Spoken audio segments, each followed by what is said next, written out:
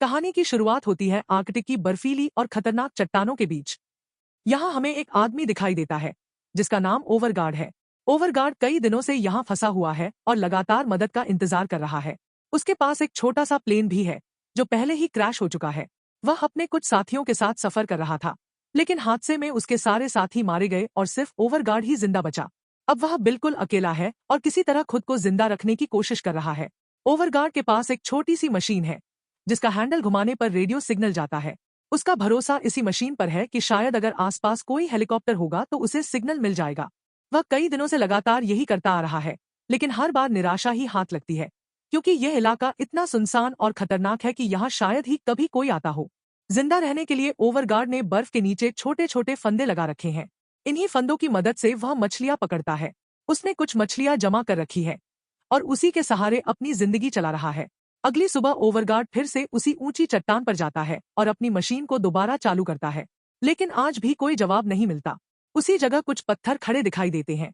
दरअसल ये उसके उन साथियों की कब्रें हैं जिन्हें वह हादसे के बाद यही दफना चुका है। जब वह वापस अपने क्रैश हुए प्लेन के पास आता है तो देखता है कि उसकी जमा की हुई मछलियां गायब है। पहले तो उसे लगता है कि शायद कोई और सर्वाइवर होगा, लेकिन कुछ ही देर में उसे बर्फ पर पोलर बियर के पैरों के निशान दिखाई देते हैं। तभी उसे समझ आ जाता है कि आसपास एक खतरनाक पोलर बियर घूम रहा है जो किसी भी वक्त उस पर हमला कर सकता है। यह सोचते ही वह जल्दी से प्लेन के अंदर शरण ले लेता है। अब ओवरगार्ड के मन में एक नया डर बैठ जाता है, पोलर बियर का डर। वह पूरी रात डर और बेचैनी के साथ प्लेन के अंदर ही गुजारता है। अगली सुबह जब वह बाहर निकलता है तो तेज बर्फीला तूफान चल रहा होता है। हालात मुश्किल है, लेकिन फिर भी वह हार नहीं मानता। वह रेडियो मशीन लेकर एक बार फिर चट्टान पर पहुंचता है ताकि दोबारा कोशिश कर सके। जैसे ही वह मशीन का हैंडल घुमाता है, अचानक उसमें हरी लाइट जल उठती है। इसका मतलब होता है कि आसपास कहीं न कहीं कोई हेलीकॉप्टर मौजूद है। तेज तूफान की वजह से उसे दूर तक कुछ दिखाई नहीं देता, लेकिन थोड़ी देर बाद उसे अपने सामने एक हेलीकॉप्टर नजर आता है। ओवरगार्ड तुरंत अपनी फ्लेयर निकालता है और उसे जला देता है।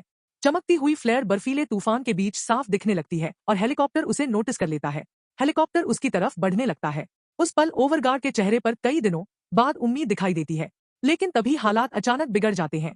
तेज हवा और बर्फीले तूफान में हेलीकॉप्टर फंस जाता है। पायलट कंट्रोल संभालने की कोशिश करता है, लेकिन हवा इतनी ज्यादा तेज होती है कि हेलीकॉप्टर का बैलेंस बिगड़ जाता है। कुछ ही पलों में हेलीकॉप्टर नियंत्रण खो देता है और जोरदार आवाज के साथ नीचे आकर क्रैश हो जाता है। ओवरगार्ड बिना एक पल गवाए हेलीकॉप्टर की तरफ दौड़ता है। जब वह पास पहुंचता है तो देखता है कि पायलट की मौके पर ही मौत हो चुकी है, लेकिन पायलट के साथ एक लड़की भी थी जो बुरी तरह घायल है, फिर भी जिंदा है। ओवरगार्ड समझ जाता है कि अगर अभी कुछ नहीं किया गया तो यह लड़की भी नहीं बचेगी। वह किसी भी तरह उसकी जान बचाना चाहता है। वह हेलीकॉप्टर का दरवाजा तोड़ता है और बड़ी मुश्किल से उस घायल लड़की को बाहर निकालता है। तेज ठंड, बर्फ और थकान के बावजूद वह हार नहीं मानता। वह लड़की को खींचता हुआ अपने क्रैश हुए प्लेन तक ले आता है। यह सफर उसके लिए बेहद मुश्किल होता है, क्योंकि लड़की खुद चलने की हालत में नहीं होती और ओवरगार्ड पहले से ही काफी कमजोर हो चुका होता है। आखिरकार वह उसे प्लेन के अंदर ले आता है और जमीन पर लिटा देता है। थोड़ी देर बाद लड़की को होश आता है। ओवरगार्ड उससे बात करने की कोशिश करता है, लेकिन उसे जल्दी ही एहसास हो जाता है कि लड़की को अंग्रेजी नहीं आती। वह किसी और भाषा में बोल रही होती है जिसे ओवरगार्ड बिल्कुल नहीं समझ पाता। ओवरगार्ड उसकी हालत ध्यान से देखता है। तभी उसकी नजर लड़की के पेट पर पड़े एक बड़े और गहरे जख्म पर जाती है। खून काफी बह चुका होता है। ओवरगार्ड के पास कोई प्रॉपर मेडिकल इक्विपमेंट नहीं होता, लेकिन जितना भी मेडिकल ज्ञान उसे आता है उसी के भरोसे वह उस लड़की की मदद करने की कोशिश करता है। वह किसी तरह उसके घाव पर टांके लगाता है। दर्द बहुत ज्यादा होता है और इसी वजह से लड़की थोड़ी देर बाद दोबारा बेहोश हो जाती है। अब ओवरगार्ड को एहसास होता है कि उसे कुछ देर के लिए लड़की को अकेला छोड़ना पड़ेगा।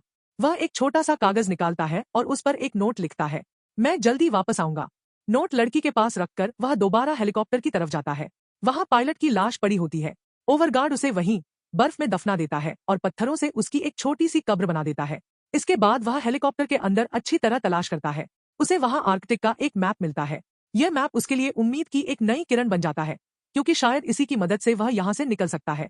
हेलीकॉप्टर के अंदर उसे कुछ जमी हुई नूडल्स और सूप का एक पैकेट भी मिल जाता है। कई दिनों से वह सिर्फ मछलियां खा रहा था, इसलिए यह खाना उसके लिए किसी खजाने से कम नहीं होता। उसी दौरान उसे एक फोटो मिलती है। फोटो में पायलट, वही लड़की और उनके साथ एक छोटी बच्ची दिखाई देती है। यह देखकर ओवरगार्ड समझ जाता है कि ये लोग एक परिवार थे। यह बात उसे अंदर से तोड़ देती है। उसके मन में गिल्ट आ जाता है कि पायलट उसकी मदद करने आया था और उसी वजह से उसकी जान चली गई। भारी मन और दुख के साथ ओवरगार्ड सारा सामान लेकर वापस अपने क्रैश हुए प्लेन की तरफ लौटता है। तभी उसे बाहर से एक आवाज सुनाई देती है। वह तुरंत उस दिशा में जाता है जहां उसने मछली पकड़ने के लिए फंदा लगाया था। वहां वह देखता है कि उसके फंदे में एक बड़ी मछली फंसी हुई है। यह उसके लिए किसी चमत्कार से कम नहीं होता। वह मछली उठाकर वापस प्लेन के अंदर ले आता है। वह स्टोव जलाता है और हेलीकॉप्टर से मिले जमे हुए नूडल्स के साथ उस मछली को पकाता है। इतने दिनों बाद पहली बार वह पका हुआ खाना खा रहा होता है। खाना खाते वक्त उसके चेहरे पर थकान के साथ थोड़ी राहत भी दिखती है। वह थोड़ा खाना उस घायल लड़की को भी खिलाने की कोशिश करता है। लड़की अभी बहुत कमजोर होती है, लेकिन फिर भी वह थोड़ा बहुत निगल लेती है। इसके बाद ओवरगार्ड हेलीकॉप्टर से मिले मैप को ध्यान से देखने लगता है। मैप देखकर उसे पता चलता है कि यहाँ से कई किलोमीटर दूर एक रेस्क्यू पॉइंट है, जहाँ हेलीकॉप्टर नियमित रूप से आते हैं। उसी पल ओवरगार्ड फैसला करता है कि वह लड़की को लेकर उस रेस्क्यू पॉइंट तक जरूर जाएगा। उसे पता है कि यह सफर बेहद मुश्किल होने वाला है। वह खुद भी बहुत कमजोर हो चुका है, लेकिन फिर भी वह ये तय कर लेता है कि किसी भी हालत में लड़की की जान बचाएगा। वह जितनी मछलियां पकड़ सकता है पकड़ता है, थोड़ा पानी साथ रखता है। इसके बाद प्लेन के अंदर एक नोट छोड़ता है, जिसमें वह लिखता है, हम दोनों यहाँ जिंदा थे, अब हम नॉर्थ की तरफ जा रहे हैं। इसके बाद वह लड़की को अपने स्लीपिंग बैग में पूरी तरह लपेटता है ताकि उसे ठंड से बचाया जा सके। फिर वह उसे एक प्लास्टिक जैसी ताबूतनुमा स्लेज पर लिटा देता है। अब ओवरगार्ड उस स्लेज को रस्सी से बांधकर खींचते हुए अपना सफर शुरू करता है। उसकी हालत पहले ही काफी खराब होती है, इसलिए उसकी चाल बहुत धीमी होती है। कई घंटों तक लगातार चलने के बाद वह रुकता है और मैप चेक करता है। उसे पता चलता है कि अभी भी करीब 45 किलोमीटर का रास्ता बाकी है। बर्फ में चलने की रफ्तार बहुत कम होती है, इसलिए इस दूरी को तय करने में लगभग 7 दिन लग सकते हैं। ओवरगार्ड समझ जाता है कि यह सफर जितना उसने सोचा था, उससे कहीं ज्यादा मुश्किल होने वाला है। उसकी ताकत लगातार कम होती जा रही है और ऊपर से पोलर बियर का खतरा भी हर वक्त बना रहता है। पूरा दिन चलने के बाद रात हो जाती है। अब ठंड और तेज हो जाती है। ओवरगार्ड को किसी सुरक्षित जगह की जरूरत होती है ताकि वह और लड़की दोनों ठंड से बच सके। वह बर्फ में गड्ढा खोदकर एक छोटा सा इग्लू जैसा शेल्टर बनाता है। लड़की को उसके अंदर ले जाता है और फिर बचा खुचा खाना पकाकर दोनों को खिलाता है। अगली सुबह वह फिर से अपना सफर शुरू करता है। ओवरगार्ड पहले से भी ज्यादा थक चुका होता है, लेकिन उसके मन में बस एक ही बात होती है, इस लड़की को जिंदा रखना। वह बहुत धीमी गति से लेकिन लगातार आगे बढ़ता रहता है। तभी उसके सामने एक बहुत ऊंची चट्टान आ जाती है। वह समझ जाता है कि वह खुद तो किसी तरह उस चट्टान पर चढ़ सकता है, लेकिन लड़की को स्लेज पर खींचकर ऊपर ले जाना लगभग नामुमकिन लगता है। वह मैप निकालकर दोबारा देखता है। मैप के मुताबिक इस चट्टान को पार करने का एक दूसरा घुमावदार रास्ता भी है, लेकिन उस रास्ते से जाने पर उन्हें 4-5 दिन और ज्यादा लगेंगे। सबसे बड़ी दिक्कत यह होती है कि ओवरगार्ड के पास इतनी खाने की सप्लाई नहीं होती कि वह इतना लंबा रास्ता तय कर सके। अब फैसला बिल्कुल साफ होता है, अगर उसे लड़की को बचाना है तो उसे इसी चट्टान के ऊपर से जाना होगा। वह पहले अकेला चट्टान के ऊपर चढ़ता है। ऊपर पहुंचकर वह रस्सी के सहारे स्लेज को ऊपर खींचना शुरू करता है। धीरे धीरे स्लेज ऊपर आ रही होती है। ओवरगार्ड पूरी ताकत लगा रहा होता है, लेकिन तभी अचानक उसके हाथ से रस्सी फिसल जाती है। स्लेज फिसलते हुए वापस नीचे गिर जाती है। यह देखकर ओवरगार्ड टूट जाता है। उसे साफ समझ आ जाता है कि इस चट्टान से लड़की को ऊपर खींचना लगभग नामुमकिन है। थका हुआ और हताश होकर वह ऊपर से अपना सामान नीचे ले आता है। अब उसे यह मानना पड़ता है कि अगर वह लड़की को बचाना चाहता है तो उसे वही लंबा और कठिन रास्ता अपनाना होगा। वह बहुत धीमी गति से लेकिन बिना रुके आगे बढ़ना शुरू कर देता है। लड़की पहले से भी ज्यादा घायल होती जा रही है। उसकी हालत हर घंटे बिगड़ती जा रही होती है। ओवरगार्ड पूरा दिन उसे खींचता हुआ चलता है और शाम होने पर रुक जाता है।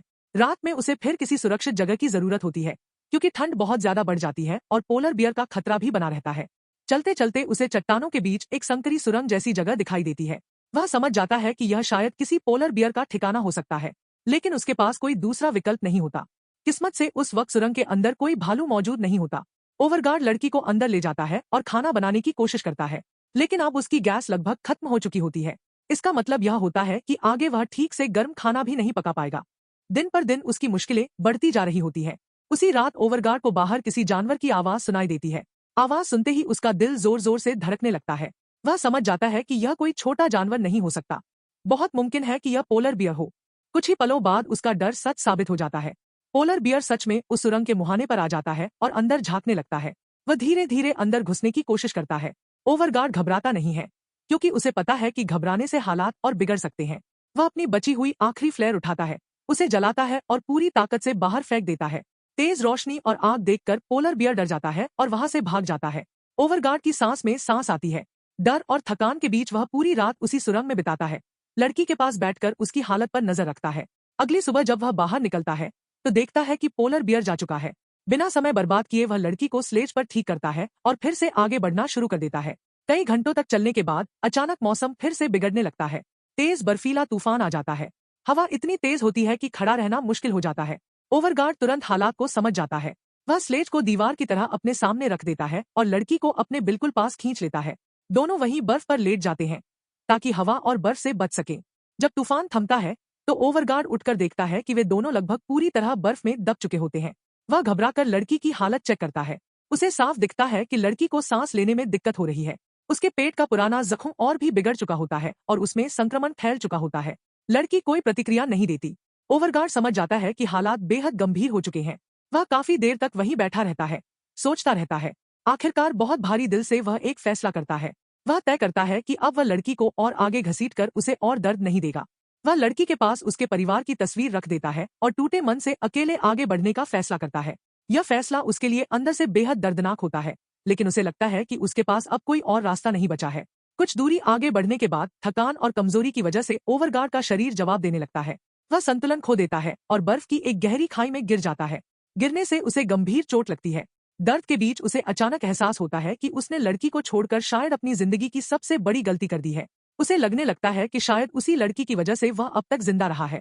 शायद भगवान भी यही चाहते हैं कि वह उस लड़की की जान बचाए। इसी एहसास के साथ, चोट के बावजूद, वह किसी तरह अपनी घायल टांग को बांधता है और खड़ा होने की कोशिश करता है। फिर वह उसी दिशा में वापस रेंगते हुए लड़की के पास लौट आता है। जब वह लड़की के पास पहुंचता है तो उसे हल्का सा होश आता है। बहुत धीमी आवाज में वह पानी मांगती है। ओवरगार्ड तुरंत उसे पानी पिलाता है। यह देखकर उसकी आंखों में आंसू आ जाते हैं। वह फिर से लड़की को स्लेज पर लिटाता है और आखिरी ताकत जुटाकर आगे बढ़ना शुरू कर देता है। अब उसकी टांग बुरी तरह घायल होती है, इसलिए वह एक लकड़ी का सहारा लेकर बहुत धीरे धीरे चलता है। हर कदम उसके लिए दर्द से भरा होता है। कई घंटों की मुश्किल और थकाने वाली यात्रा के बाद आखिरकार वह रेस्क्यू पॉइंट के पास पहुंच जाता है। रेस्क्यू पॉइंट एक ऊंची जगह पर होता है। लड़की को सीधे ऊपर ले जाना आसान नहीं होता, इसलिए ओवरगार्ड पहले अकेला ऊपर चढ़कर हालात देखता है।